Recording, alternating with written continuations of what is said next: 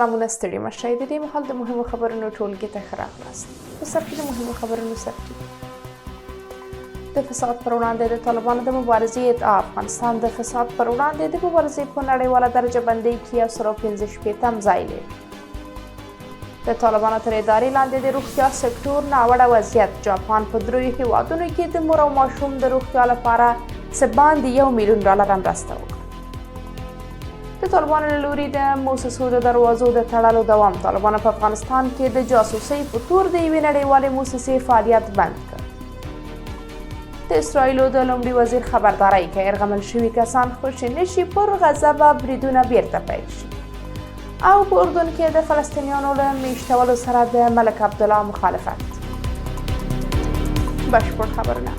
د روڼتیا نړیوال سازمان د وروستي راپور له مخې د طالبانو تر واکمنۍ لاندې افغانستان په 2024 کال کې د فساد پر وړاندې د مبارزې په درجه بندۍ کې 3 درجې راټیټ شوی او 165 ځای لري.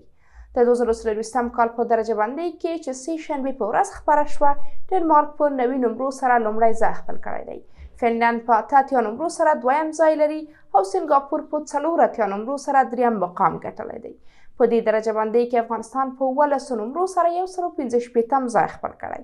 د روڼتیا نړیوال سازمان هر کال د فساد د درک شوي کچې پر بنسټ 180 هیوادونه درجه بندي کوي چې د صفر نیولې تر 100 پورې نمرې لري. دغه سازمان اعلان کړی چې فساد یو نړیوال ګواښ دی چې د شین کوریزو ګازو په کمولو او له اقلیمي بدلون سره د مبارزې په برخه کې د پرمختګ مخه نیسي. د روڼتیا نړیوال سازمان رئیس فرانسوا والرین ویلي چې فساد د یو مخ پر ودې نړیوال ګواښ دی او د دیموکراسۍ د زوال، بې ثباتۍ او بشري حقونو د سرغړونو یو اصلي لامل بلل کیږي. د روڼتیا نړیوال سازمان زیاته کړې چې د فساد د درک د 2024 کال شاخص ښیي چې په ټول اسیا پیسفیک کې حکومتونه د فساد ضد ژمنو په پلي کولو کې پاتې راغلي دي. دا په داسې حال کې ده چې طالبانو په وار ادعا کړې چې له اداري فساد سره په مبارزه کې بریالي دي. د کورنۍ د تنظیم نړیوال فدراسیون اعلان کړی چې د جاپان حکومت په افغانستان، لبنان او یمن کې د زیانمنونکو ټولنو د ملاتړ لپاره $1.15 میلیون مرسته کړې ده. دغه سازمان اعلان کړی چې په دغه مرستو سره به په لوګر او پروان ولایتونو کې د هغو میندو، ماشومانو او زیانمنو خلکو د روغتیا ساتنه وشي چې د ځايي ناورینونو تر اغېز لاندې دي.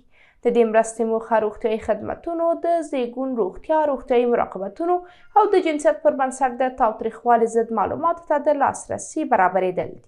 د کورنۍ د تنظیم د نړیوال فدراسیون عمومي رئیس الوارو بمبو ویلي چې د دغه فدراسیون غړي ټولنې به د جاپان د مالي مرستې په افغانستان، لبنان او یمن کې د روغتیا او ژوند د اغېزناکې ساتنې لپاره ګټه پورته کړي.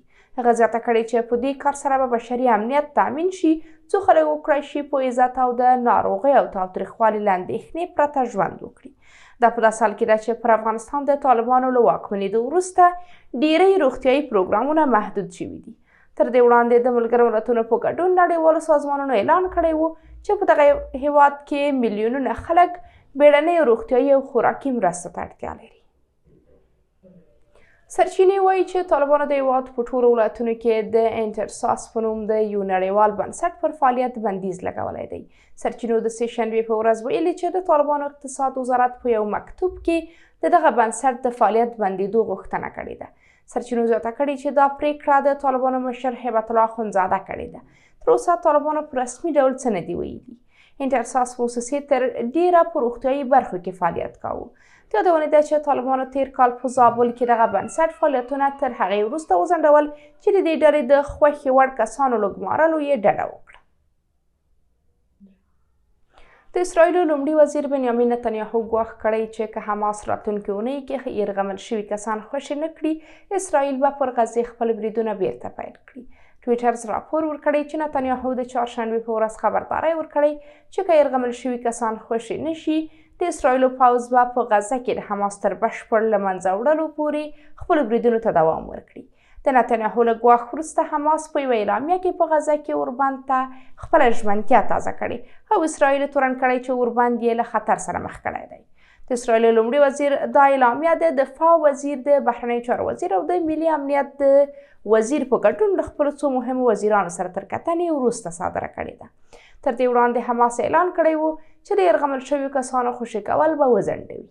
د حماس د دا ادعا له مخې اسرائیلو په بېلابېلو سیمو کې پر فلسطینیانو په ډزو د غزې شمال ته د بې ځایه شویو خلکو د بیرته ستنېدو په ځنډولو او د هغو مرسته په مخنیوي سره چې هوکړه پرې شوې وه اوربند مات کړی دی.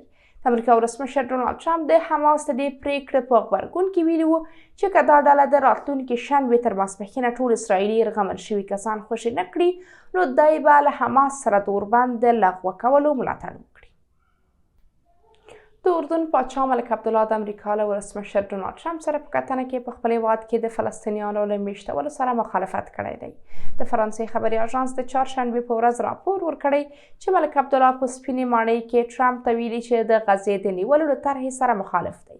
د اردن پاچا ټینګار کړی چې اردن د غزې شاوخوا 2000 ناروغو ماشومانو ته پناه ورکوي خو د ټرمپ طرحه نه مني.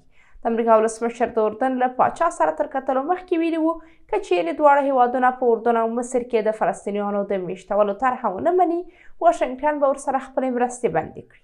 د یادونې وړ ده چې اردن او مصر په سیمه کې د واشنګټن پخواني متحدین ګڼل کیږي. قدرمنو لیدونکو د دې مهال مهم خبرونه مو همدلته پای ته رسیږي. تر بیا د خدای پامه.